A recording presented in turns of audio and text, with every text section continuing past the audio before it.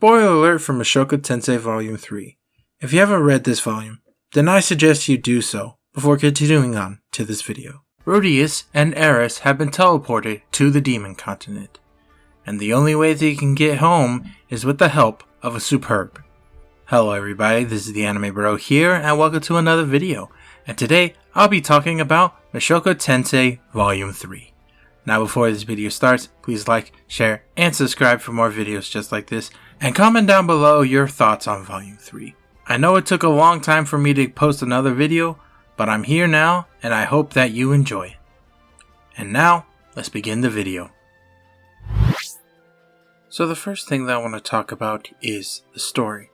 Now instead of giving a summary on the story as a whole, I just thought I would give my thoughts on it. So in Volume 3, the story felt more like a JRPG than everything. Yeah, there were many moments that were very important to the story, like Rudeus' dream with the man god and meeting Ruijerd, but honestly there wasn't really much to it besides the many jobs they get from the guild. Most of the moments that were important were basically when they were out doing jobs, and nothing much to it. There was of course the visit to Roxy's village, and a little bit of lore on the city that they were in, but most of the time it was just them doing jobs. Even the world building that they have is just to build up the guild itself, and nothing much to it. It was still a pretty cool read, and we got some many character moments and stuff, but most of the time it was just basically about the guild and the jobs they were having. Now, a cool thing that we did get in this story is the dark past of the superbs, basically telling us why superbs are actually feared by the demon race, which I'll get to later. This is something that actually kind of made sense because it seemed like the story really was focused on Ruijerd as a whole. Most of the main actions and problems are usually caused by Ruijerd because of the different morality thinking that he has compared to Rudeus and all that. But another thing that's really interesting, and even though this happens later down at the end of the book, is that the superbs actually looked differently from both demon and human. As a demon, they're used as like the boogeyman. They are fearless monsters that just kill anyone without a second thought. But when it comes to humans, some of them actually see them as legendary creatures with an amazing amount of strength. And towards the end, when Ruijerd is battling many humans, many of them actually don't fear him when they found out he is a superb. In fact, they actually thank him for fighting him because they get to see that they have a lot of ways to go before they can actually match superb. And I really do like that in this. There's a bit of world building in this, and also a little bit of growth of trust between the characters. And overall, it was a good story. But on the terms of the first two books, I think this one's kind of a downgrade compared to them. But I will say that in terms of the extra chapter, it was pretty interesting having a different look on not just what was happening and where Rudeus is, but also where other parts of the nation and how the teleportation affected them. But still, the extra chapter is still not better than the one in the first book. I should also talk about one extra character before moving on to the next topic, and that is the man god. So this is actually the first chapter where we get to see Rudeus and the man god talk to each other. Rudeus doesn't trust the man god, but the man god is still willing to give him advice to do things. In fact, it was the man god's advice to actually trust Ruijerd. And there was also other things that the man god has told Rudeus to do that actually has led him down to the path that he's on. That honestly might have a big impact on the story. I don't know, but hopefully we get a little bit more on this guy. Alright, now let's get into some characters. Now in terms of characters, I only have two characters that I think that are very important. Now, instead of Rudeus and Eris, I just thought it would be best to just talk about these two new characters. So the first one is the man god. Now, like I said before, his first interaction with Rudeus was in this volume, And to Rudeus, he's known as blurry and non-binary, so basically an angelical being of some sorts. To Rudeus, he is very sketchy and apparently can also break the fourth wall. I forgot what part it was because it's been a while since I actually read that part, but yeah, he breaks the fourth wall a couple of times.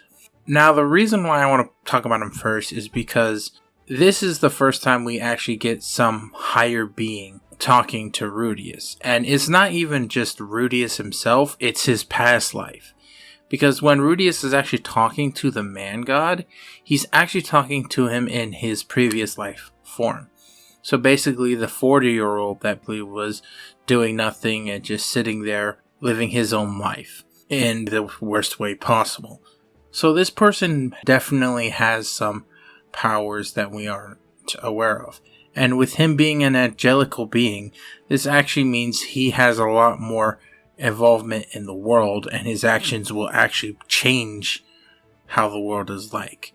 And especially giving Rudeus advice, he's able to actually alter some things in his favor. And then finally, the character I think is basically having all the spotlight is Ruijerd. This was definitely Ruijerd's volume. Now, Rudeus describes him as a person who is like an indigenous person, so just think of that. He's also very prideful and doesn't talk very much. His main goal in the world is to make sure that his race is loved instead of feared.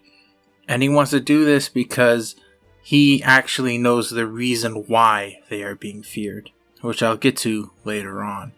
Another interesting fact, if you are into lore, is that he helped with the death of Lepas, the Great Emperor. So, in terms of power, he's very powerful. He was able to actually defeat an emperor demon who was very powerful. And that's a pretty interesting thing. And also, his morality scale is very black and white. In his eye, if you're a villain, you don't deserve to live. That's his thing. It doesn't matter what you did. It doesn't matter who you are. If you're a villain, you must die. That's what he thinks. And so also the opposite side, if you are very good, then you won't be a problem to him. His mindset is very black and white, and in fact during times when Rudeus is working with criminals or sketchy people, he really doesn't like it because he doesn't see the bother of actually working with people like that. But the thing that really makes it interesting, and it actually is a cool thing that is shown about Ruijerd, is his warrior code. He takes his warrior code very seriously. And he basically has 4 principles on what a warrior must do. A warrior must never harm children. In his mind, children are like the weakest things in the world. So if a warrior does harm children, then it basically shows that he is a coward in the sense. A warrior is obligated to protect children. This is basically saying that in his eyes, the person must always protect the weak, no matter what is attacking them. A warrior must never forsake a comrade. In his mind, loyalty is another big factor to it. Trust is something he takes seriously, and he will not allow someone to actually betray him. But it also goes the other way around. He would not betray anyone that he calls a comrade. And also, the final one is a warrior is obligated to protect his comrades. So in his mind, everybody protects everyone. Rudeus protects Ruijerd, Eris protects Ruijerd, and Ruijerd protects Rudeus and Eris.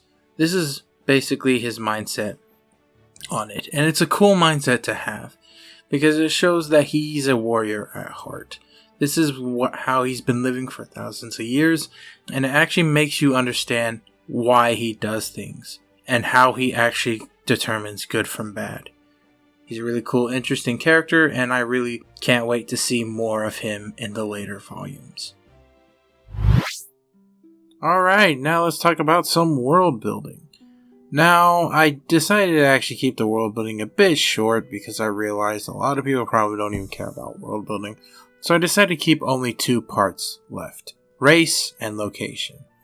And I think this will be a little bit shorter, so I will start off with the race. So in the whole story, we have 2 races that we know a lot more about. and that is the Ruijerd and the Superb. Now, let's start first off with the Ruijerd. So, the Ruijerds look as young as middle schoolers. This basically explains why Roxy looks very young, even though she is very old. They can speak telepathically, apparently, which is something that little children often do, and I don't know why they just do that. Now, these people actually live for a long time. It is said that they could live up to about 200 years. And they don't visibly age until 150. So 150 years, they basically just look like children. And also a side note that actually kind of explains everything, they reach physical maturity at 10. So basically what they look like at 10 is what they're looking like for the rest of their life. Which kind of explains why they all look like middle schoolers. Alright, and that is the Ruijerd. Now let's talk about the Superb. So, the Superb were, believe it or not, was once loved by demons. But, after a certain event, again I will get to later, they became feared and used basically as the boogeyman. In fact, many tales are told to children that if they misbehave, they actually will be eaten by the Superbs. And it is very interesting that they are seen that way. But the thing that really doesn't help with them is that they have a third eye on their forehead that helps detect enemies. So basically it shows that they can spy anyone. And I guess another reason they are seen as boogeyman is because not many of them are left. Ruijerd has said that it had been a long time since he encountered anyone of his kind. So I'm guessing there has been no interactions with other Superbs in a while. And Ruijerd has become the only one to actually interact with other civilizations. Probably making him the only one who has the goal to actually change the reputation that they have. And everyone else probably just gave up. Alright, so some locations that are important in this volume is first, Roxy's village. Now, it's not that big. In fact, it's a small village with about 20 people in it. Buildings are made in the earth with a giant tortoise shell on top as its roof, and basically everything surrounding it is made out of mud. A poisonous plant is planted all around the village to keep out animals, which is a good thing because with only 20 people in it, you don't have much in terms of defense when it comes to wildlife. And all the villagers eat together. That's basically very understandable. 20 people could eat at a large table together. It's not that bad, and actually makes a lot of sense. Anyways, that's not the big city we visited. The city that we actually visit, and is the main city, is Rikarisu City, one of the largest settlements on the Demon Continent. Served as home base of Empress Kishar, it is sometimes referred to as Old Kishiro Castle. It is made inside a crater, with the walls surrounding the city being the craters itself.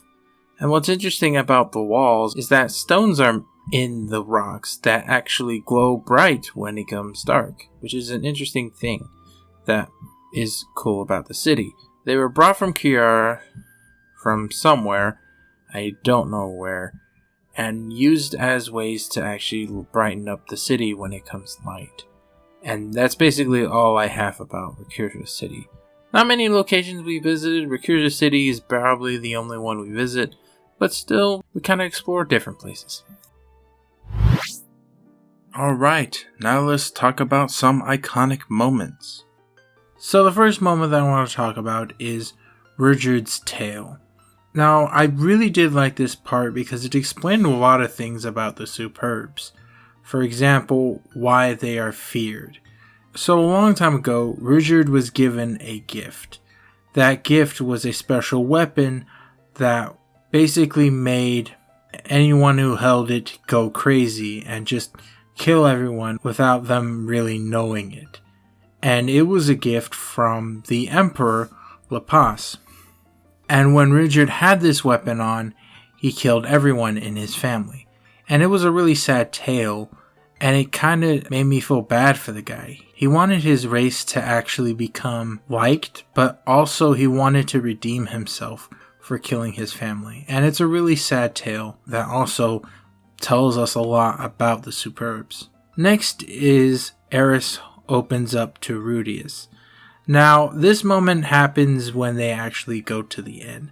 And the one thing I really do like about this moment is that it's one of the moments where Eris and Rudeus have some alone time and just open their feelings towards each other. And especially here, this is one of the only times we get to see Eris, instead of being this hyperactive character, as just a little girl. She's worried that she may never go home again and see her parents. And Rudeus now has a real main reason to actually take them home. Eris is missing out. She's isolated. She can't speak to anybody. And it's a very sad thing that I think a girl her age can't really go through.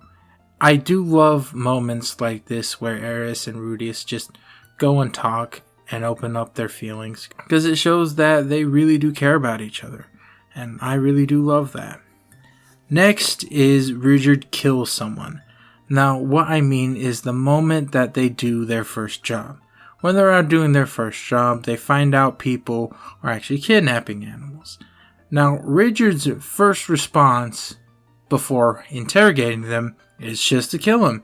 In his mindset, being a villain means death. You don't deserve to live. There should be no reason for you to exist if you're just going to cause trouble for everyone.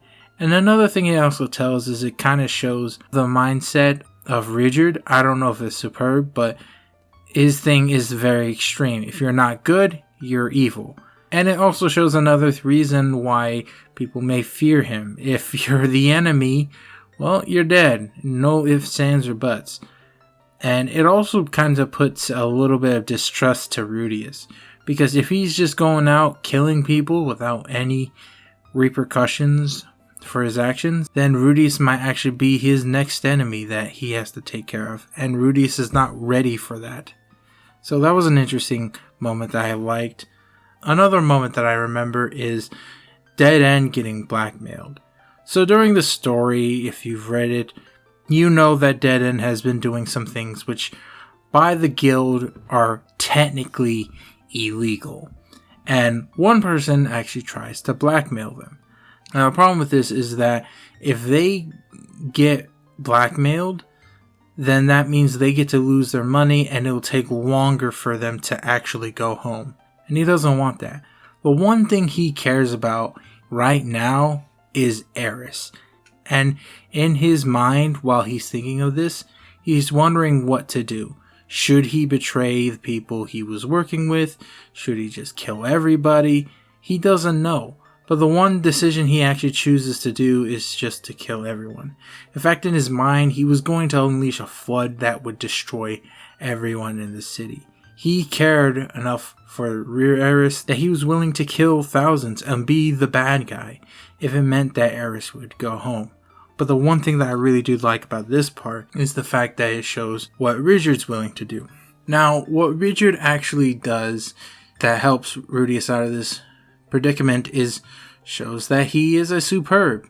He eventually tells everyone that he is a superb and that everyone should fear them, and the blackmailer just goes away. He doesn't even question it, he just goes away and leaves. And this was kind of like the moment that Rudeus realized the situation that Ruijerd is in, that everyone just ran. Even though he was being blackmailed and even though he helped everyone out, everyone just ran. They didn't care. He was a superb. Why would they matter what he was before? He is the race that basically means death. The next moment that I like is when they were leaving the city of Rikarisu. Now, when leaving the city, Ruijerd tells Rudeus that he is proud of his determination. He saw in his eyes what he was willing to do to protect Eris, and he knew that he couldn't allow that to happen. Rudeus was willing to kill thousands just to protect him, but he knew that it wasn't the right way. Ruijerd knew that this wasn't Rudeus, so he did the only thing he could to reveal to everyone who he was. And then, like I said earlier, this was the moment that Rudeus realized that he could trust Ruijerd. They both can trust each other because now they know who they are. They are willing to do whatever it takes to protect each other, even if it means that they would have to break their morals or even have to be completely shunned from people.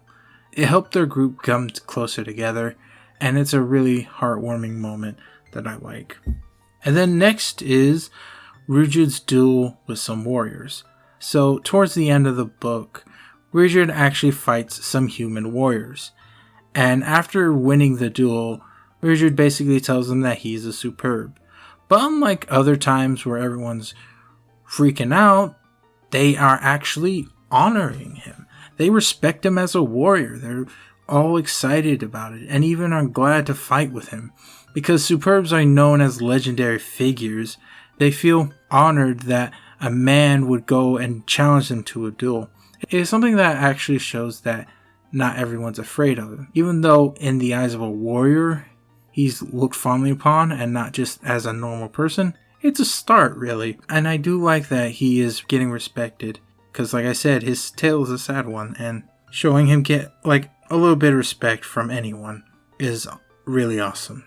And that is basically all the iconic moments that I liked in the story. And comment down below some events you liked in this volume. I'd love to hear it. Alright, now let's end this video. So if I was to rank volume 3, I would give it a C. I didn't like this volume compared to the other two. With volume 1, it was very interesting to see the different perspectives that it had and also to see the growth of Rudeus. In volume 2, I really did like the relationship between Rudeus and Eris, and also seeing the growth that Eris had. But with volume 3, it just seemed like they were playing an RPG, doing jobs to earn money and traveling one place to another. That was pretty boring, and honestly, I didn't like it at all. The one saving grace, though, I would say about this is the fact that we get to learn a lot about the superbs. Why they're hated, why Ruijerd's trying his hardest to actually get them liked. It's a very interesting thing that I did like about it. But that wasn't really the main focus. It was still like a side thing that happened, and it wasn't really the main focus. The whole focus was just basically them doing guild jobs and then just trying to earn money. I will say though that the extra chapter was an interesting touch to end this off of. It was basically an extra story that showed what happened in other locations where the teleportation affected. And it also sparked someone to actually become the next ruler, which it itself actually would spark some interesting Game of Thrones plotlines. Now, if you actually thought I was a bit harsh on the score, then comment down below on your thoughts on it. I just think that in terms of story, it wasn't that good compared to the other two. Alright, and that is the end of this video. If you really enjoyed it, please like, share, and subscribe for more videos just like this, and comment down below your thoughts on Volume 3. I know it's been a while since I posted a video, and I really hope that I can get into the rhythm of posting videos more frequently. And as always, I am the Anime Bro, and see you guys later. Peace!